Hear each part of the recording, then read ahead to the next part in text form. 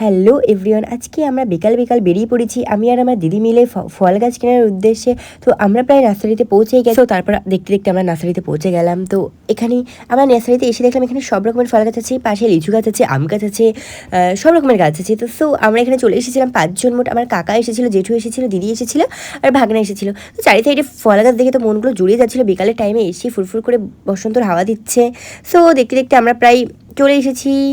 তো আমরা সবাই মিলে ঘুরে ফিরে দেখতে লাগলাম কী ধরনের গাছপালা আছে। তো এখানে ছোট্ট কলফি পেয়ারা গাছে কলফি কত সুন্দর ফুল ফুটেছে। এখানে সবেদা গাছ আছে।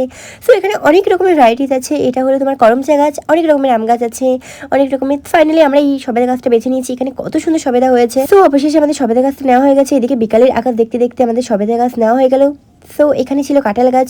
তো কত জামরুল গাছে ফুল ফুটেছে, তো বন্ধুরা দেখে মন পুরো জুড়িয়ে যাবে একদম। সো আমরা চারি সাইড ঘুরতে ঘুরতে দেখতে পেয়ে গেছি এখানে কত সুন্দর বড় বেদানা গাছে বেদানা ফুলেছে। তো এখানে অনেক বেদানা হয়েছে, বাট এই বেদানাগুলো পেকে গেছে হয়তো। সো অনেক বেদানা